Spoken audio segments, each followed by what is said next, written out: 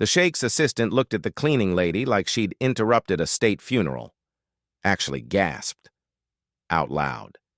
In the middle of the most important business meeting of the year, Layla al-Rashid stood in the conference room doorway, 48 years old, blue cleaning uniform, hijab, modest, the woman who'd been emptying trash cans and wiping desks in this building for 3 years, invisible, irrelevant, a fixture nobody noticed, until now, until she'd walked into a $500,000 negotiation and spoken in flawless Japanese, directly to the visiting executives. Sumimasen. Excuse me. Her voice was calm, clear, respectful, but firm. The Japanese executives stopped mid-sentence, turned, looked at her with surprise. Sheikh Hamdan bin Khalid froze. His assistant, Khalid, stood, angry, ready to remove her. "How dare you interrupt?" Layla continued. In Japanese, speaking to the lead executive, Mr. Tanaka. "Sir, forgive my intrusion, but I must respectfully inform you that the gift being presented contains a cultural error that might cause offense. The wrapping uses black and white together, which in Japanese tradition symbolizes mourning and death. This is deeply inappropriate for a business partnership celebrating new beginnings." Complete silence. Mr. Tanaka stared at the gift box on the table. Black ribbon, white paper. His face changed, from polite smile to visible discomfort. He looked at his colleagues. They nodded slightly, confirmed. Then Layla switched to Arabic, addressing the sheikh directly. "Your Excellency, I apologize for this interruption, but there are 3 additional protocol errors in this meeting that will damage the negotiation if not corrected immediately. I can explain privately, or I can leave. But these errors will cost you this partnership." Sheikh Hamdan stared. His assistant was furious. The Japanese executives looked confused, but intrigued. "Who are you?" the sheikh asked. "How do you speak Japanese? How do you know about protocol?" "Because 15 years ago, I was the senior cultural advisor for the UAE Ministry of Foreign Affairs. I managed diplomatic protocol for state visits. I trained ambassadors. I prevented international incidents. I know when cultural mistakes will destroy partnerships. And this meeting is full of them." The room went silent. The sheikh looked at the gift, at the Japanese executives, at Layla. What they didn't know yet was that the cleaning lady who'd been invisible for 3 years had once been one of the most respected protocol experts in the Emirates, that she'd walked away from prestige to take care of her family, that she'd chosen survival over status, and that in the next 30 minutes she would save a $500 million deal and teach a sheikh that wisdom exists in unexpected places. This is that story. 15 years earlier, Layla al-Rashid sat in her office at the UAE Ministry of Foreign Affairs. 33 years old, senior cultural advisor, protocol specialist, one of the youngest people ever promoted to that position. She'd earned it.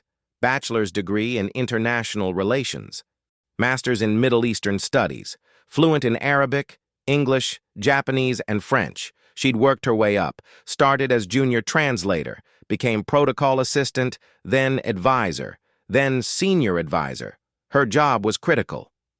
Every time a foreign dignitary visited the UAE, she prepared briefings, cultural expectations, gift protocols, dining etiquette, religious considerations, timing, everything.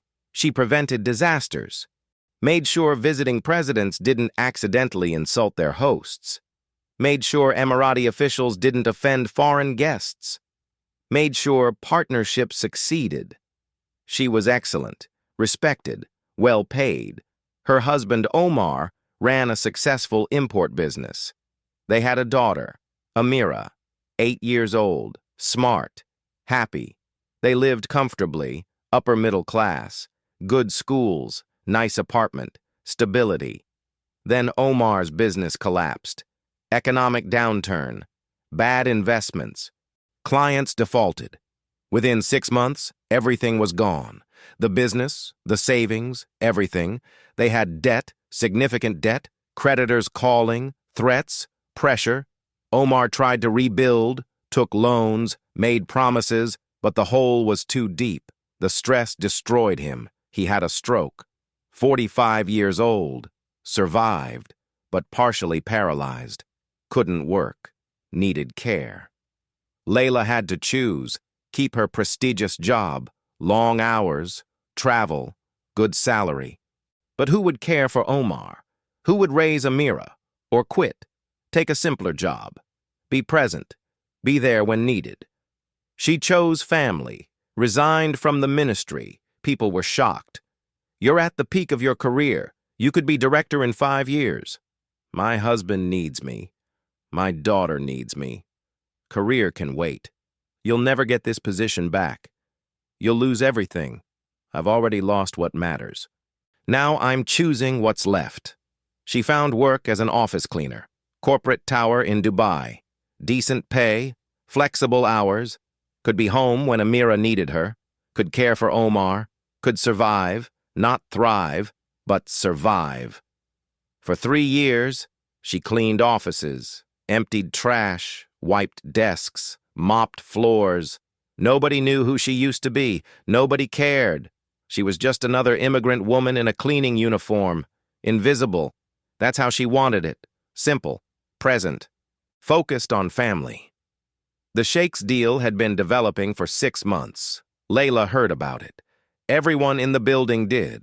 Sheikh Hamdan bin Khalid, construction magnate, billionaire. His company built half of Dubai. Now he was negotiating with a Japanese consortium, massive project, new metro line, $500 million, Japanese technology, Emirati execution, partnership.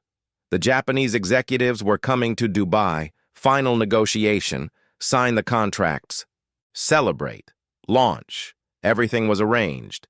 Catering, gifts, presentations, celebration dinner. Sheikh Hamdan had hired event planners, protocol consultants, translators, everything professional, everything expensive, everything wrong. Layla noticed it 2 weeks before the meeting. She was cleaning the Sheikh's executive suite. Late evening, after everyone left. She saw documents, meeting agenda, gift list, dinner menu. Her training kicked in. Automatic. Read the documents, saw the errors, immediately, multiple errors, fatal errors, the gift wrapping, black and white, mourning colors in Japanese culture, deeply inappropriate, the meeting timing, 2 p.m., during Ramadan, the sheikh planned to serve coffee, but 2 p.m. meant he'd be fasting. Serving coffee with his left hand. Common mistake. In Islamic and Japanese culture, the left hand is considered impure. Using it for serving is insulting. The dinner menu. Included foods, Japanese business culture avoided. Raw onions, garlic, strong smells. Inappropriate for formal business. The seating arrangement. Wrong. Japanese hierarchy required specific positioning. The plan put junior executives in senior positions. Insulting. 5 major errors. Anyone would damage the relationship. All 5 together. Deal breaker. Layla's heart sank. This would fail.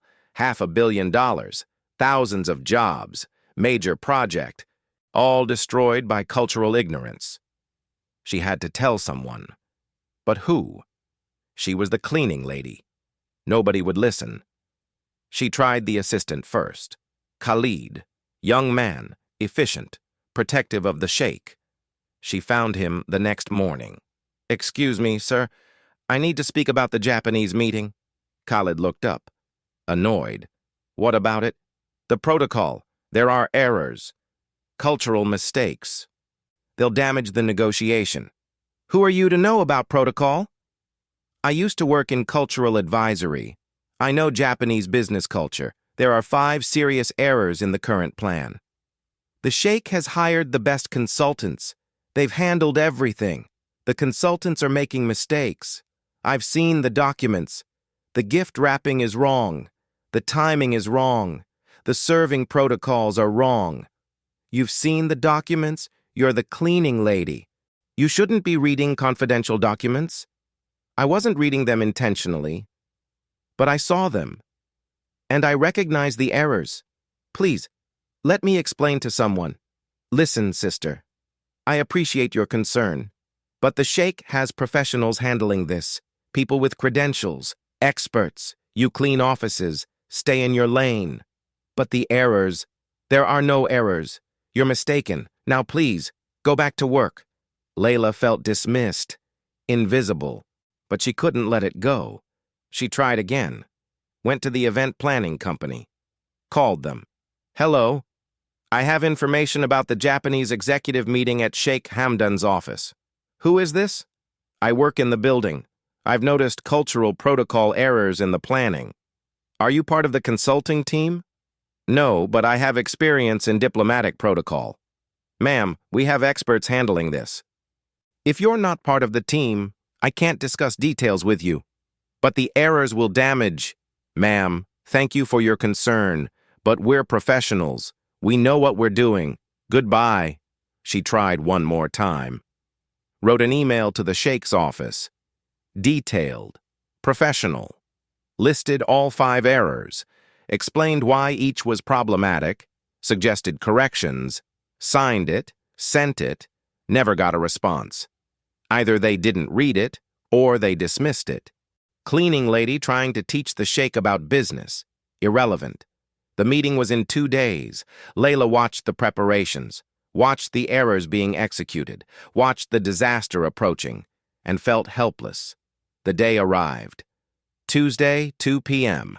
The Japanese executives were coming, 5 of them, led by Mr. Tanaka, senior VP of their consortium, accompanied by technical experts, all formal, all precise, all expecting proper protocol. Layla's shift was morning, 6 a.m. to 2 p.m.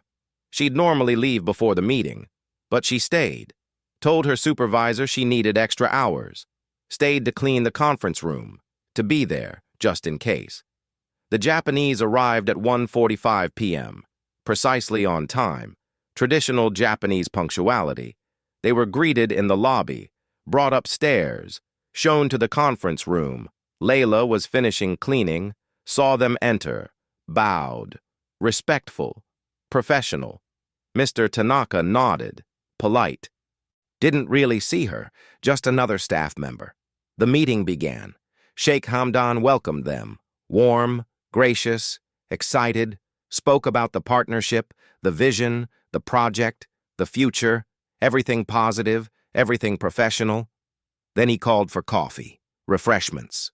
The moment Layla had dreaded, a server entered, young man, eager, helpful, carrying a tray, 5 small coffee cups, Arabic coffee, traditional, poured by the Sheikh himself, showing honor, showing welcome. The Sheikh picked up the coffee pot, used his left hand, reached across the table, offered the first cup to Mr. Tanaka. With his left hand, Layla saw Mr. Tanaka's face change, subtle, barely visible. But she'd been trained to see these micro-expressions, discomfort, offense, trying to hide it, being polite but hurt. She had to act, now or never. She stepped forward, quietly, respectfully, approached the Sheikh, whispered in Arabic, "Your Excellency, forgive me. The coffee, use your right hand. The left is inappropriate." The Sheikh looked at her, confused, annoyed. "Who are you? Why are you interrupting?" "Please, trust me. Right hand only. It matters." He started to argue, then saw her face, saw certainty, saw urgency, switched hands, used his right hand, continued serving. Mr. Tanaka's expression softened, slightly, crisis averted, partially. But the other errors remained. The gift presentation was next. Khalid brought forward a beautifully wrapped box, black ribbon, white paper, elegant, expensive, wrong. The Sheikh stood, ready to present it. Layla couldn't stay silent, couldn't watch this. She stepped forward again, spoke, this time loud enough for everyone to hear, in Japanese, "Sumimasen." And that's when the conference room froze. Layla continued in Japanese, addressing Mr. Tanaka. Sir, the gift wrapping uses colors of mourning in your culture. This is unintentional. The sheikh means only respect, but the presentation is inappropriate. Please, allow me to rewrap this properly. Mr. Tanaka stared, then spoke, in Japanese. You speak Japanese. Where did you learn? I studied at Waseda University exchange program. I worked in diplomatic protocol for 15 years. I know your business culture. I know these matters are important to you. You are correct. The black and white together is uncomfortable for business. The sheikh interrupted, in Arabic, angry. What is happening? What are you saying? Layla switched to Arabic. Your Excellency, I am explaining that the gift wrapping is culturally inappropriate. Black and white together symbolize death and mourning in Japanese culture. Presenting this to business partners celebrating new beginnings is deeply offensive. Unintentionally, but severely. How do you know this? Because I was trained to know this. I worked for the Ministry of Foreign Affairs, Cultural Advisory. This was my expertise. You worked for the ministry? You're a cleaning lady. I am a cleaning lady now. I was a cultural advisor for 15 years. I resigned to care for my family, but my knowledge hasn't disappeared. And I'm telling you, this meeting has 5 critical errors that will destroy this partnership if not corrected. Sheikh Hamdan looked at Mr. Tanaka. The Japanese executive was watching carefully, understanding something was wrong. The sheikh made a decision. Explain. Now, all 5 errors. Layla took a breath. First, the gift wrapping, black and white, death and mourning, must be changed, red and gold, celebration and prosperity. Second, the serving hand. You used your left hand. In both Islamic and Japanese culture, the left hand is impure. Never use it for serving food or drink. Third, the meeting timing, 2 p.m. during Ramadan. You're fasting. They know this. Serving them food and drink while you cannot eat is uncomfortable for them. It creates obligation they don't want.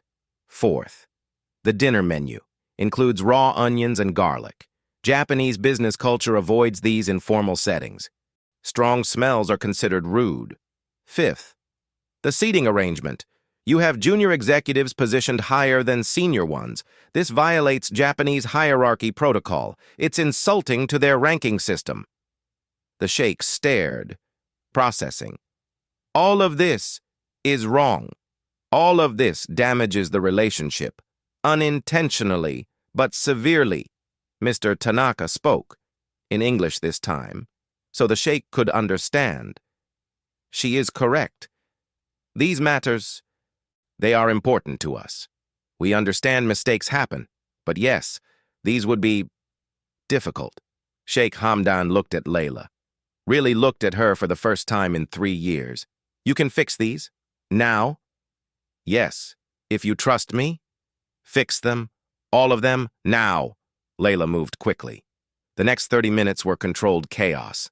Layla coordinated everything. First, the gift. She called Khalid over, gave instructions. Find red and gold paper. Now. Any store, move. He hesitated, looked at the sheikh. The sheikh nodded. Khalid ran.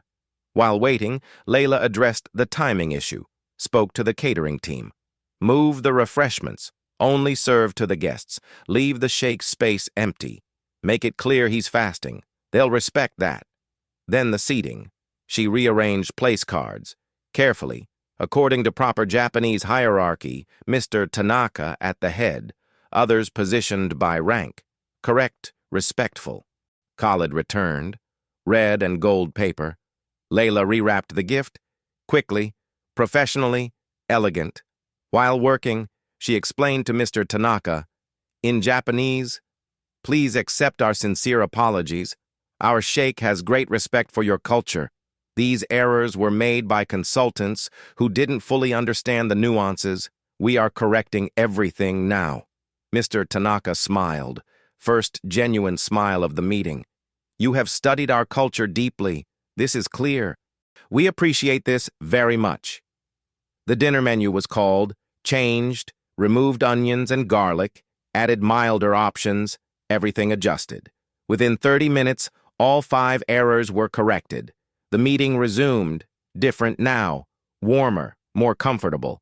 The Japanese executives relaxed, visible, started smiling, engaging. The negotiations proceeded smoothly. Technical discussions, financial terms, timeline, everything professional, everything positive. At the end, Mr. Tanaka stood, spoke in English. Sheikh Hamdan, we are grateful for your respect for our culture. These corrections show deep care. This matters to us very much. We are honored to partner with you. They signed the contracts. $500 million. Partnership confirmed, celebration, everyone relieved, happy, successful. After the Japanese executives left, Sheikh Hamdan turned to Layla. My office. Now, Sheikh Hamdan's office was impressive. Top floor, floor-to-ceiling windows, view of all Dubai, expensive everything. He sat behind his desk, gestured for Layla to sit. She hesitated. She was the cleaning lady, not supposed to sit in the Sheikh's office. Sit, he insisted. She sat.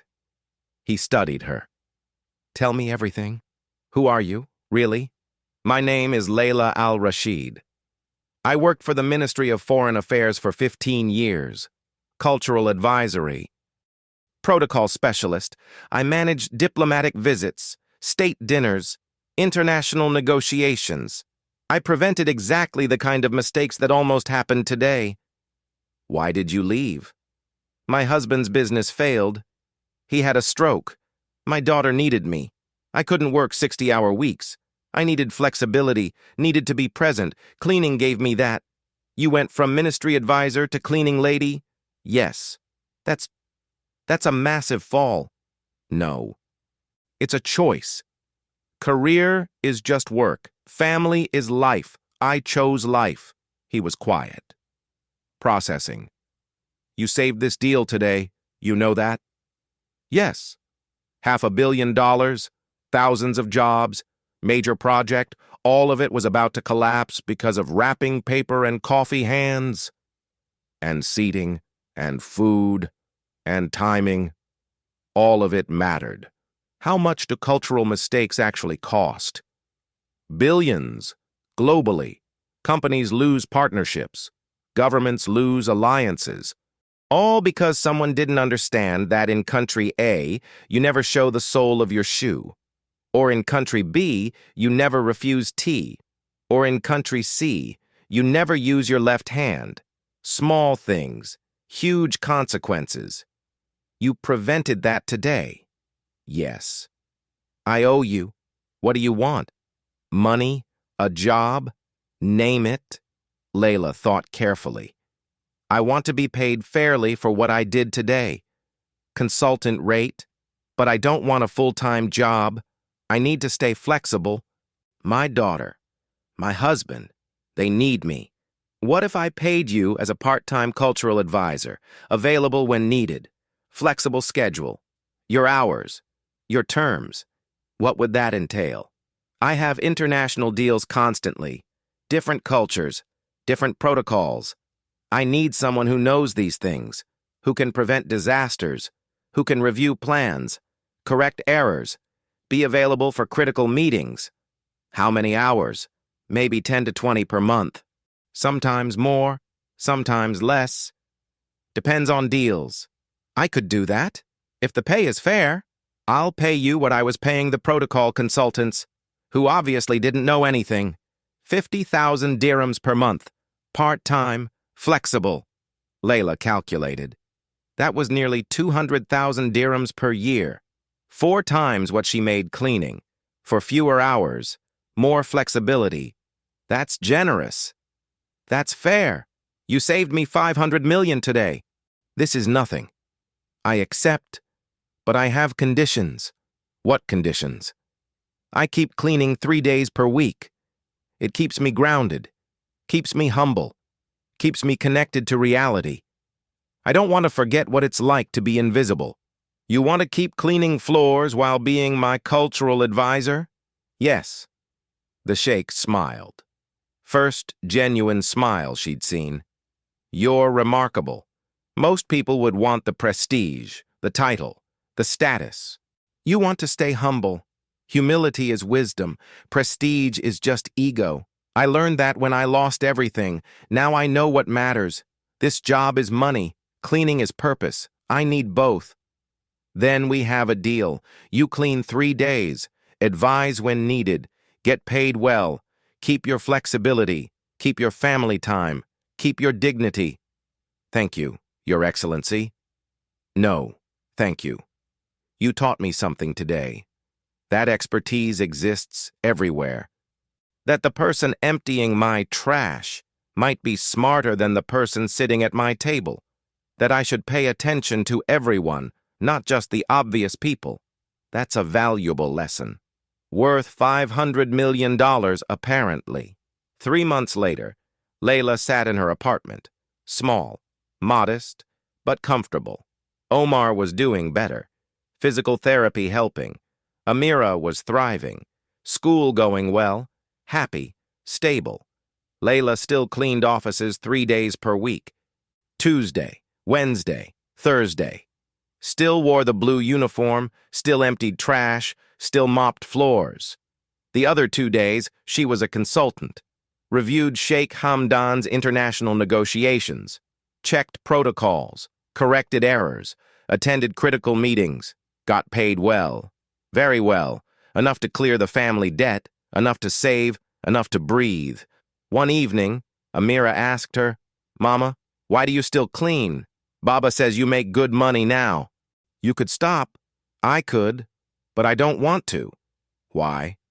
"Because cleaning keeps me honest, keeps me remembering that work is just work, that what matters is family, is being present, is being useful. When I clean, I'm useful. I make spaces better. When I advise, I'm useful. I help people succeed. Both matter, both have dignity. But people look down on cleaners. Only people who don't understand dignity. Dignity isn't in the job. It's in how you do the job. I clean with dignity. I advise with dignity. Both are honorable. I want to be like you when I grow up. Be better than me. Be someone who never forgets that wisdom exists everywhere. That the janitor might know something the CEO doesn't. That everyone deserves respect. That expertise can hide in unexpected places. Did you teach the sheikh that? I reminded him. He already knew it. Just forgot. Most people do. They see uniforms and judge. See titles and respect. That's backwards. See character and respect. See wisdom and listen. That's how it should be. Amira hugged her. You're the smartest person I know.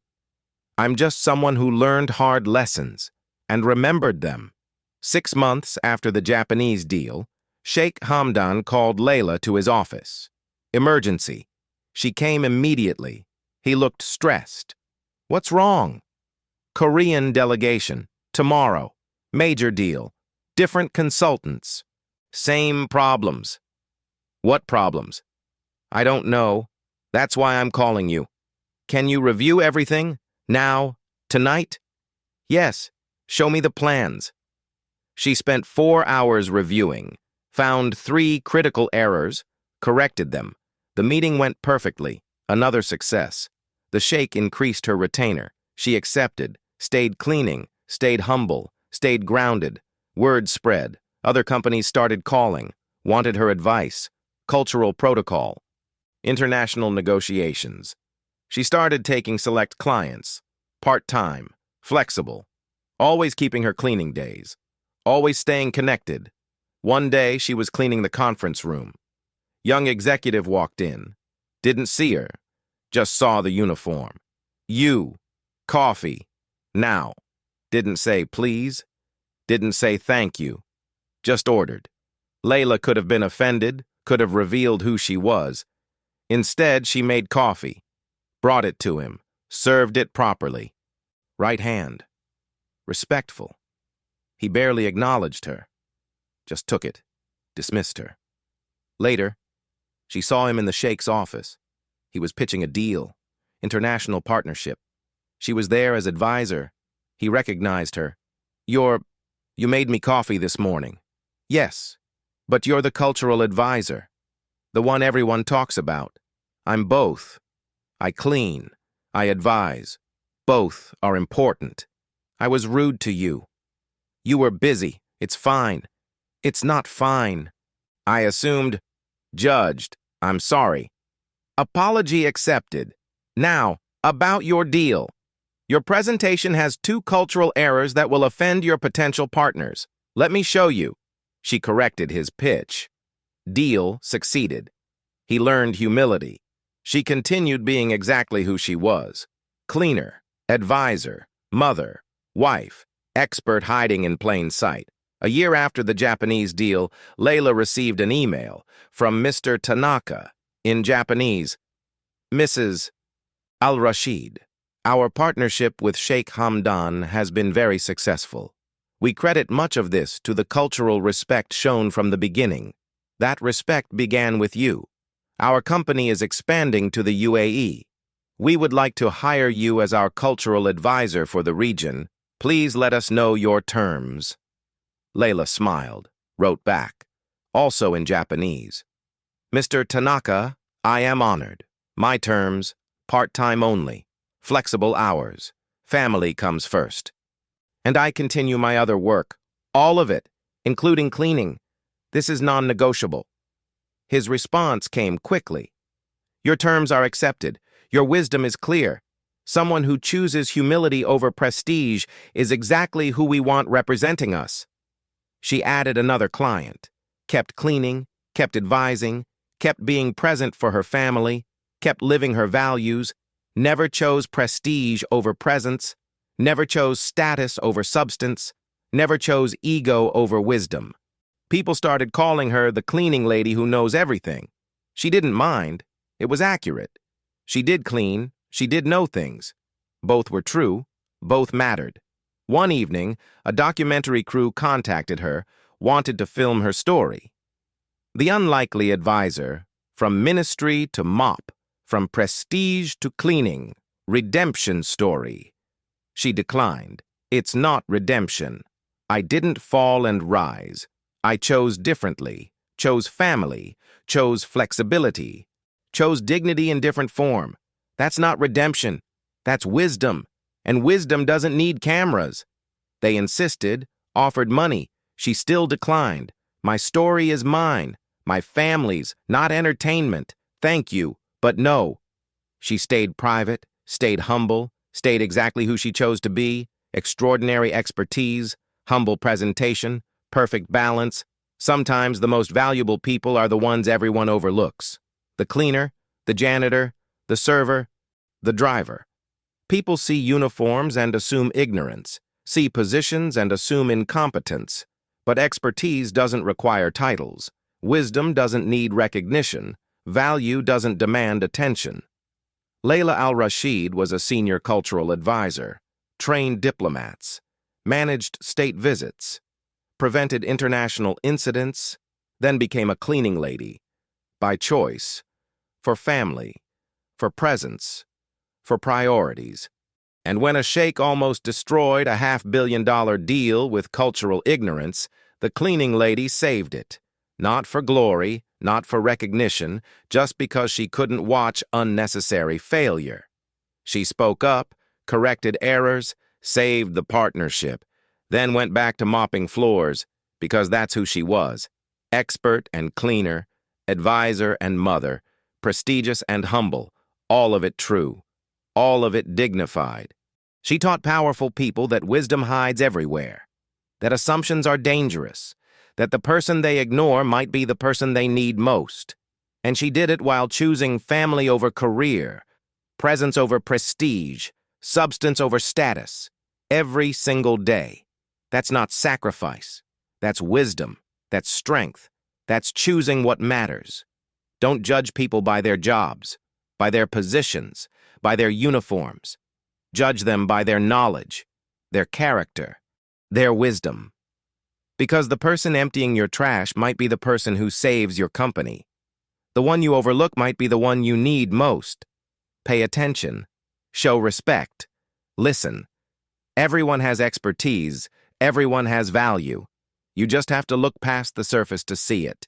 If this resonated, leave a comment. Subscribe if you believe in respecting everyone, in seeing wisdom everywhere, in people who choose dignity over prestige. Those are the people who change the world, one corrected cultural mistake at a time.